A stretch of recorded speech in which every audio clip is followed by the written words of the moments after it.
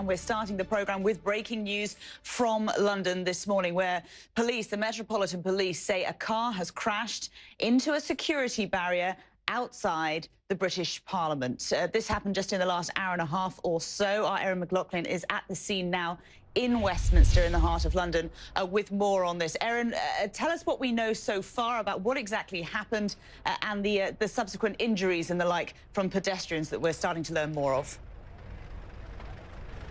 Well, Hannah, first let me just show you where I'm standing at this point.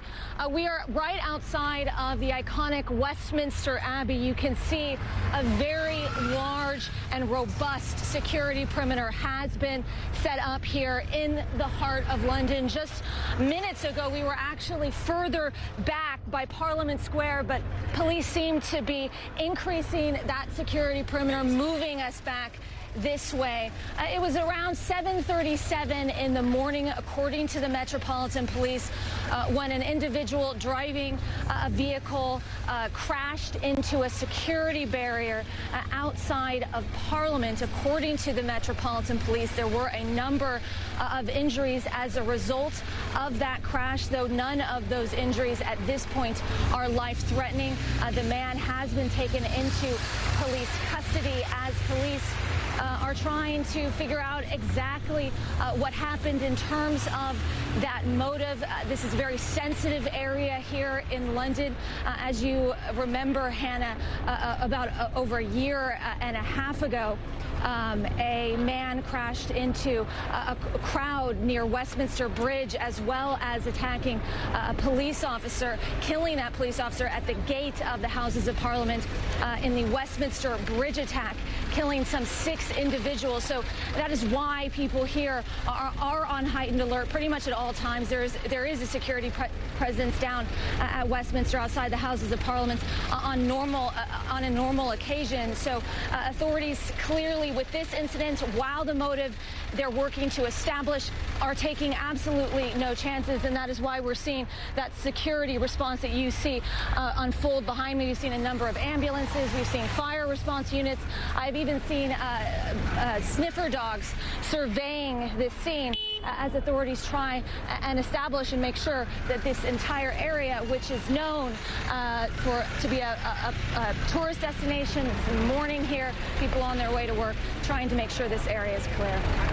Yeah, and Erin, whilst they're still trying to work out what any motive may have been for this crash, can you give us any more detail as to where exactly the car hit, where into the British Parliament building? Because for those of you who don't know, there is quite a significant security cordon already, like barriers outside the British Parliament building. So it might give us some clues as to a possible motive, I guess, if we know where exactly the car collided. Exactly. We have not been able to get close to Parliament, as you can tell, Hannah, at this point. So it's unclear from this vantage point exactly where the crash took place.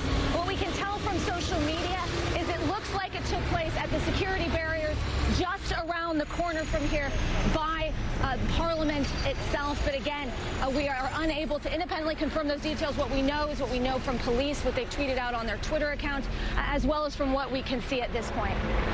Yeah, Erin, obviously from where you are at the moment, there's a lot of traffic coming around you, people trying to dodge the security cordon and everyone getting on with their usual busy Tuesday morning, just gone 9 a.m. in the morning here, local time in London. Tell us a bit more, if you can, Erin, about the driver. We know that the driver of the vehicle was taken into custody by police.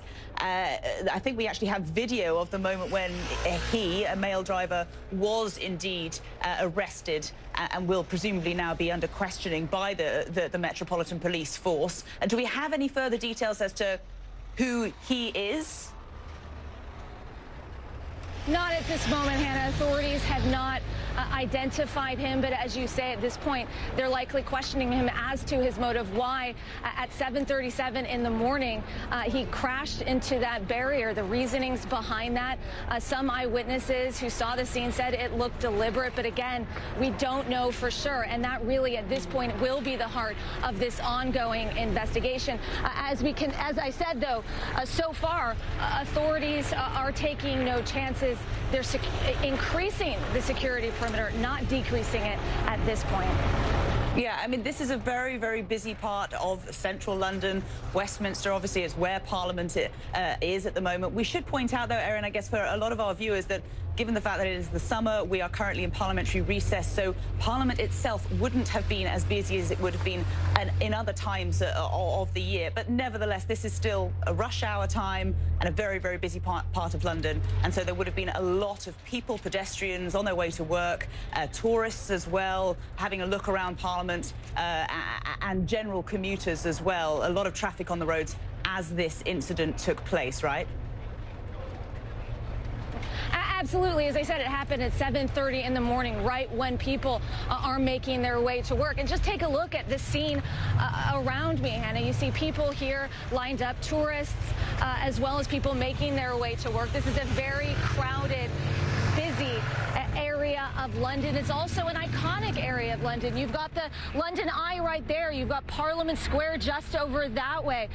Westminster Abbey right there. This is where people come to see the sights in London. So it would have been an extremely disturbing event for the people here that were here at around 7:30 this morning to see a crash of that nature take place, especially considering the history that, as I said, over a year ago, there was that Westminster Bridge attack in which there were fatalities, but luckily in this case it seems there are people injured, but those injuries, according to police, are not life-threatening. Yeah, all reports on social media at the moment, Erin, suggest that the police response has been superb. The fact that the area was cordoned off very, very quickly indeed, that the individual was taken into custody. And of course, we've seen just from the live images and from the images from just a couple of hours ago, that emergency services seem to be on the scene very, very quickly. Ambulances taking those injured away. Have we had any spoken word yet from the Metropolitan Police as to the operation ongoing?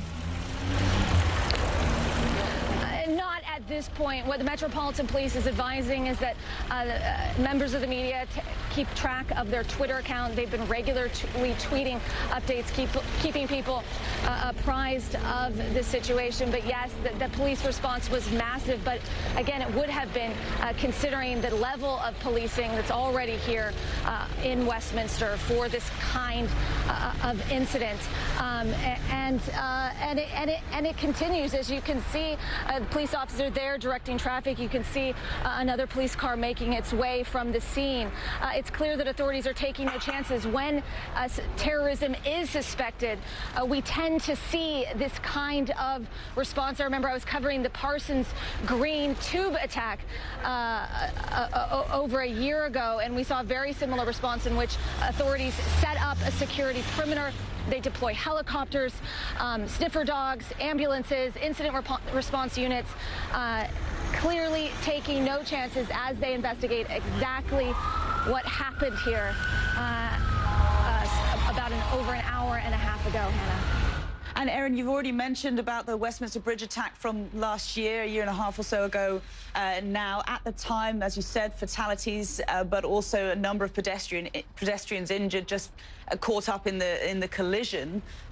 We know that a number, I don't think a specific number has been given, but a number of people have been injured in today's incident. Do we know more about their condition, or indeed which hospitals they may have been taken to?